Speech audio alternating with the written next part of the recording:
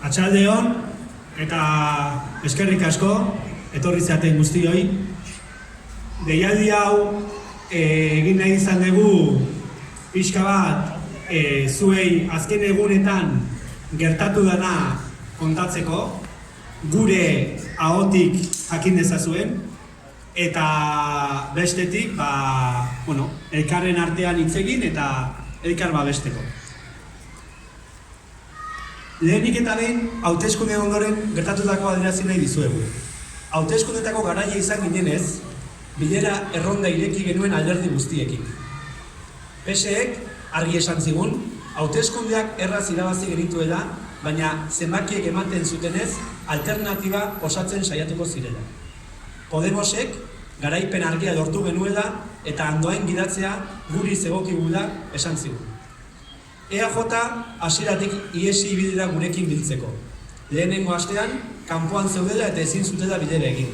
Bigarrenean, eman ziguten bilera baina protokolo hutsagatik.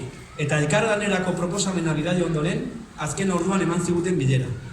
Bilera horretan, gure proposamena ona zela, baina PSrekin negoziatzen ari zirela eta gure proposamena baztertzen zutela esan ziguten.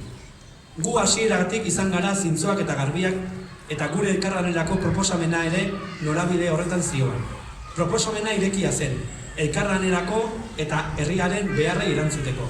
Azken 4 urteotan, EH Bilduk ezberdinekin akordiotara iristeko gaitasuna erakutsi du. Eta oraingoan ere, bideo hori moztu nahi izan dute. Hauteskundetan, inoiz, alkategai batek lortu duen babesik handiena lortu genuen, eta herritarrek argi hitz egin zuten. EH Bilduk azken legegintzaldian egindako dana eta hauteskundetara aurkeztu genuen zerrenda herrikoia saritu zituzten herritarrek. Argi geneukan eta hasieratik argi utzi genuen, aniztasunean oinarritutako eta ezberdinekin akordioak lortutako Andoain bat gidatuko genuela. Hori eskatu zigutela herritarrek eta argi genuen hori egingo genuela.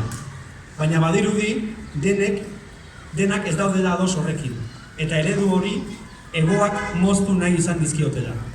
Egoak moztu duela 8 urte baino ekonomikoki Andoain askoz hobeago bat uzten dugulako, eta herri bat gidatzeko beste eredu bat badagoela argi utzi dugulako.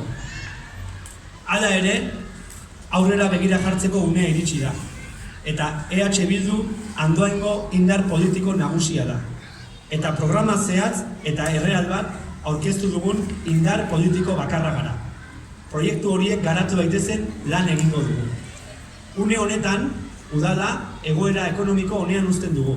4,5 milioiko dirubildua uzten dugu eta kudeaketa ekonomiko egoki bat egiten dela ziurtatzeko adi lan egingo dugu. Ez dugu iraganeko praktika txarrik onartuko. Gaurtik, etapa berri bat irikitzen dugu. Eta horre honetarako, proiektu aurrerakoi eta abertzale bat dugu. PSOE-PNV koalizioak eskaintzen duenari alternatiba gara. Bide horretan, azken urteotan batu ditugun indarrak oso baliagarriak izango dira. Udaldean oposizioan eta kalean eginez jarraituko dugu. Etorkizun hobeago bat nahi dugulako. Postasunez eta harrotasunez bizi izan genituen hauteskunde emaitzak. Eta horrela bizi izan dugu ere, azken asteetan herritarrengandik jaso dugun elkartasun uholdea. Bereziki eskertu nahi dugu, azken asteetan 2-8-2-3 mugimenduak egin duen lana. Eta udal autonomiaren alde eta aukera bat merezi du eskutitzak eta bideoak egin dituzten herritarrak ere eskertu nahi ditugu. Jakintzazue, hurrengo 4 urtetan, postasun eta harrotasun berarekin jarraituko dugula lanean Andoain hobeago bat egiteko. Herritarrek horrela eskatu zenigutelako. Zuek emandako indarrarekin jarraituko dugu lanean tinko, zorrotz eta duintasunez. Gure herriak Andoainek merezi dudako. Gora Andoain!